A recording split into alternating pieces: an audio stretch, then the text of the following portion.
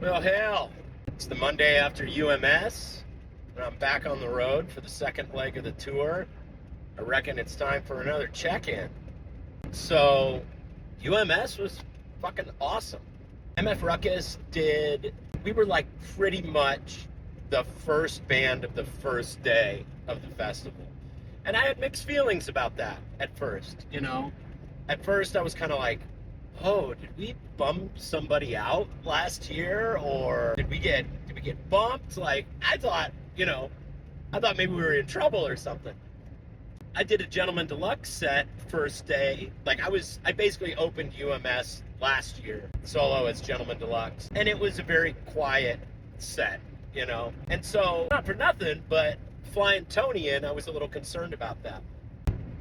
We show up after a quick little rehearsal, and the sound crew is just getting stuff set up. And the main production guy tells me that there was a miscommunication, and they thought that it was starting at 6, and the schedule that we had said 5 o'clock. So they got there at the same time we did, and were just starting to set up the sound equipment for the entire festival at Illegal Pete's. So that was, causing us a little worry right from the beginning. But we got there, and spirits were high, and we're starting to see friends trickle in as the guys are getting the gear set up, and we're setting up merch and hanging out and talking and eating and getting to tell people about the tour and seeing friends. And then literally only maybe 10 minutes late past our scheduled start time, everything is set up. We got through a sound check really quickly, and I just see people pouring down the street into Illegal Pete's, and Illegal Pete's patio just fills up immediately. And I'm like, oh, okay, we're gonna have a show. And I would attribute this, to, number one, people were just ready to go. It's the last year.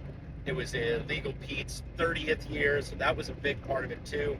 I found out from talking to Adam at Illegal Pete's too, that they had specifically requested some rock and roll bands on their stage this year, and when they found out that we were going to be playing, he was very stoked about it. So it was less of like we were in trouble and more of like they were trying to throw Illegal Pete's a little love by putting some rock and roll bands on their stage, which was cool. So I have a theater background, and one of the first things you learn about auditions in theater is you want to be the first audition, because then everybody else has to top you with their audition. So in a way, we got to set the bar for the whole festival, which was very cool.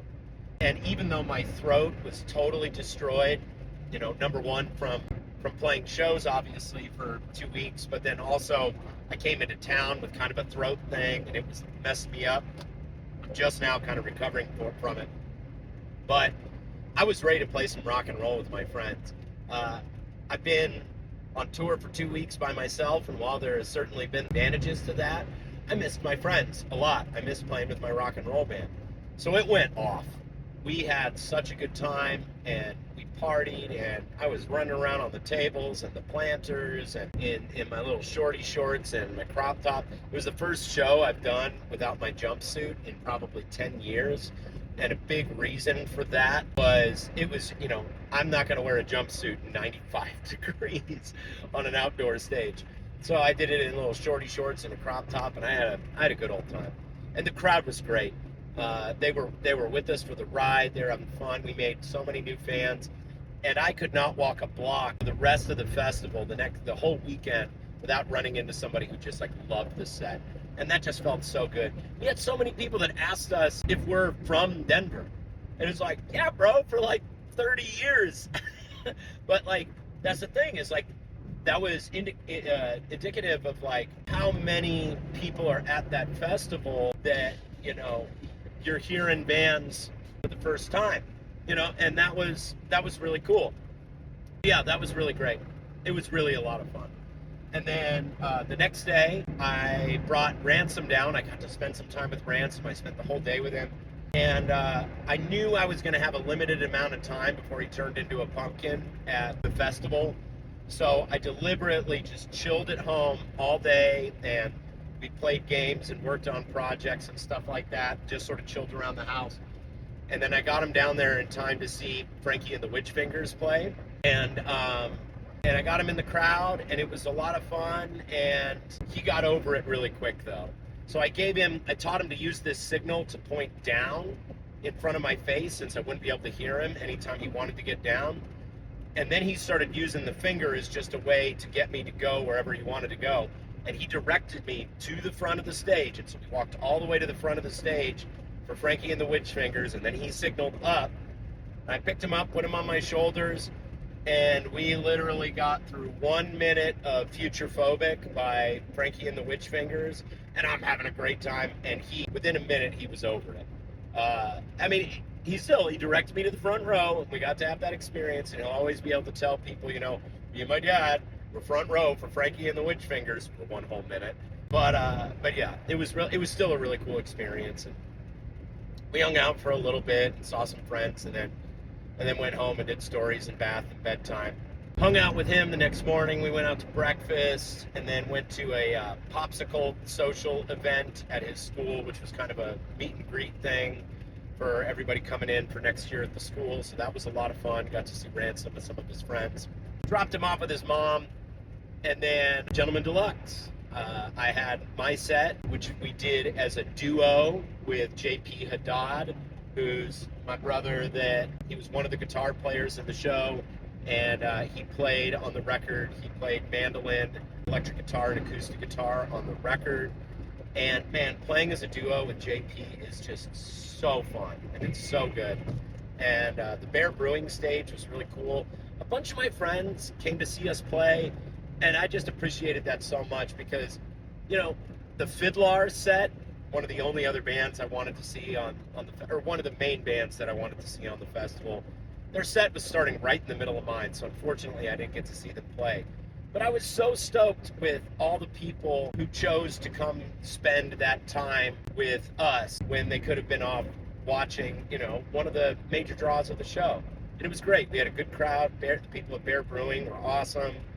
Made some new Gentleman Deluxe fans. Talked to even more people who were, still talking about the Ruckus set from the very beginning of the first day. It was just great.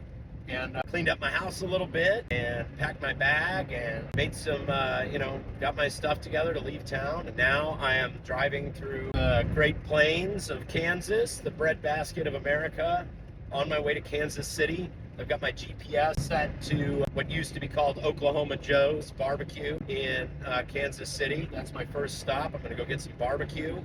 And then there's a big show at the mini bar in Kansas City tonight. So I'm excited for the second leg of the tour. I do have more days off on this leg than others. So I am still trying to fill some dates in Houston or thereabouts, Galveston or thereabouts, San Antonio or thereabouts, New Orleans and Clarksdale. 6 shows in 10 days. And I go home to pick up Ransom, and we're going to go take a fishing trip and go to Chicago for a week. And then I'm going to take him home and then finish off the tour with Grand Rapids, Milwaukee, and Chicago. So I do still have some open dates. I'm going to do some sightseeing and have some fun. Probably going to go do some busking on the days that I have off, but I have 9 more shows next couple weeks. So yeah, I'm looking forward to it. It should be a good time. Anyway, further bulletins as events warrant. We'll see you at the shows, folks. Bye.